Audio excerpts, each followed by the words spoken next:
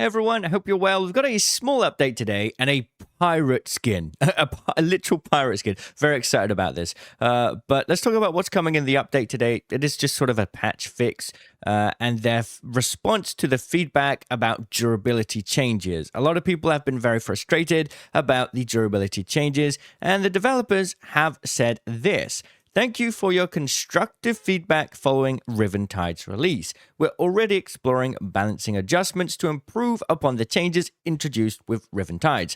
We want to make sure we get this right. When we're ready, you'll get all the details. In the meantime, enjoy Riventides and get those merits. You'll find the Corsaro set and the Mutton Chops facial hair bundle in the store and the fixes below. So, if you didn't realize, they've changed the durability for a lot of weapons, and it's certainly made people pretty frustrated.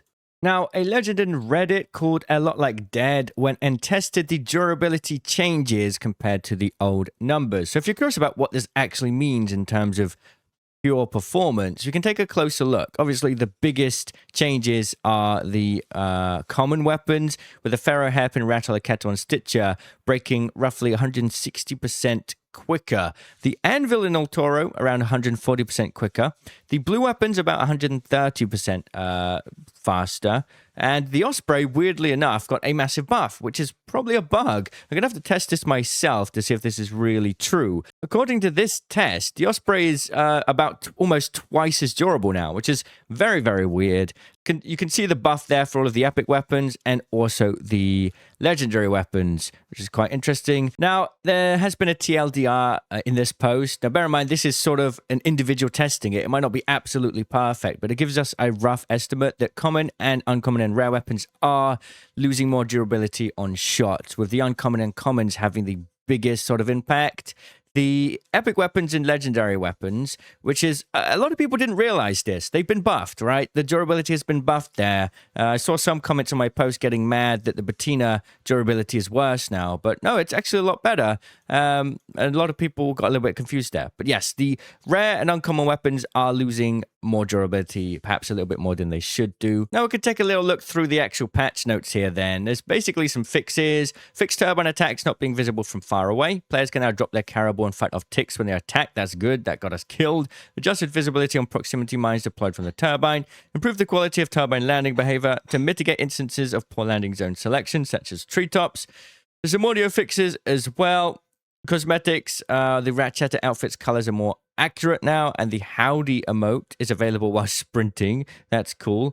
They've done some Riventides fixes, fixed the field depot POI not accounting for the off-the-radar quest, fixed several floating and buried fruit baskets, fixed a spot where players could fall through the floor. Salamontes fixed missing collisions on wall that allowed arcs and players to shoot through it. Trigger grenades fixed a recently introduced bug that allowed players to trigger the grenades instantly when thrown. And progression fixed the information in the late departure window so it accurately displays the catch-up rewards. Now we can jump into the game and take a look at these new skins. So we've got the Mutton Chops, the new facial hair. That looks pretty cool. And I think what I'm most excited for is the Corsaro set. But first, let's look at these improved colors.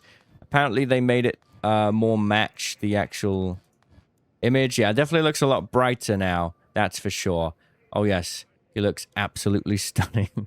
This is what we're really here for today, though, the Corsaro set. I had no idea this was going to come with a pirate's hat as well. Oh, my goodness. And Scrappy with a pirate hat, too. The Urchin Harvester has been thrown in there, so if you already have that, the bundle itself will be a little bit cheaper. Let's start with everything off first. So this is the normal skin. Okay, this is very pirate-themed. I like this. We got this metallic-looking hand as well. And the metal boot. We got the peg leg. The futuristic peg leg there. Okay, so let's add the shoulder pad, the radio box, the jacket, the pirate-looking jacket, very cool. The hat, the gun holster, and then we got mouthpiece off, or the full goggles, and a cape as well. That is the cape there. Hang on, if we turn around, it's kind of like a shoulder cape. This is the one that we saw in the promo without the hat. Let's do that. Ready? Hat off. So this is what we saw. And I think probably without the jacket as well. So it's kind of like that. We can see it here in the thing. So two different options there. I mean, that looks pretty cool. Space Pirate. Who's going to say no to that? I think that's pretty awesome. Nothing about this skin is goofy looking. It's all pretty great.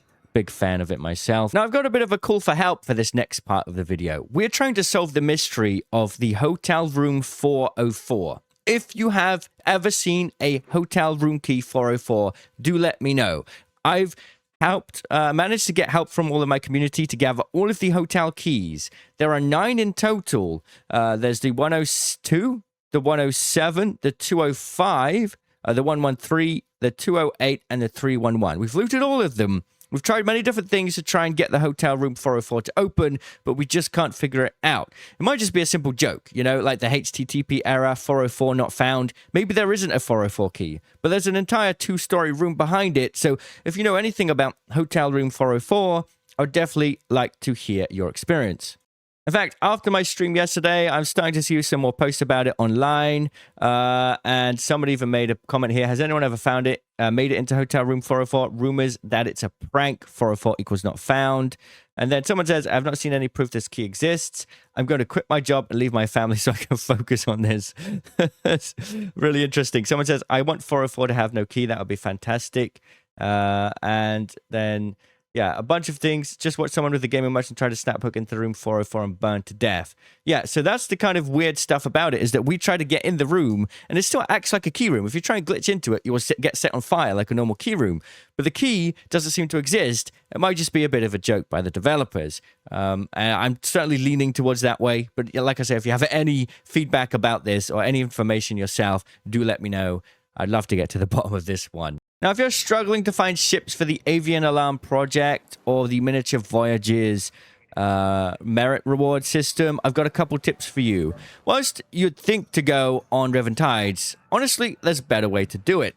Go on Buried City and loot the entirety of space travel and research. They'll be spawning inside the desk drawers there and also spawning on top of the tables. They spawn as loot that's just roaming the ground, so the kind of places that you'd usually find springs or durable cloth or things like that, the ships can spawn there now. I had a really good time looting these buildings and finding them a lot there. Failing that, the Riventide's Beachcombing event, you can find them in suitcases there, so that could be a good strategy as well if you want to try and get your hands on them. I've also seen some people say that they found a bunch of them. If you go to this spot here on Control Tower, there's a little... so if you come up this way through Testing Annex, up this hill, there's a little sewer area here, a sewer pipe. They just sit there, and I'll show you that now, in fact. Let me go there, and I'll show you it really quickly. All we need to do is come underneath the control tower right here, and you'll see this entrance, the flood access tunnel. So this is on the map right here. If we come up along this way, we'll be able to get inside... and there'll be a little bit of a platform here, and there'll be a bunch of ships that can spawn here just randomly out in the open. Hopefully nobody's looted it, and I can show you it for myself. Right, we got a late spawn last time, so somebody probably beat me to it. Let's go check this again. And look, there, the boat spawned here. I've seen a picture where there was like 4 or 5 here, so you can get them just spawning all over. And now, once you've come here, I would suggest coming into the top of Control Tower. And then you just want to loot the research and admin building, right? Just loot all the containers, look on all the desks, you'll find a bunch there, or hit up Buried City. It's a lot easier than Riven Tides, funnily enough. All right, thanks for watching. I'll see you all in the comments. Cheerio.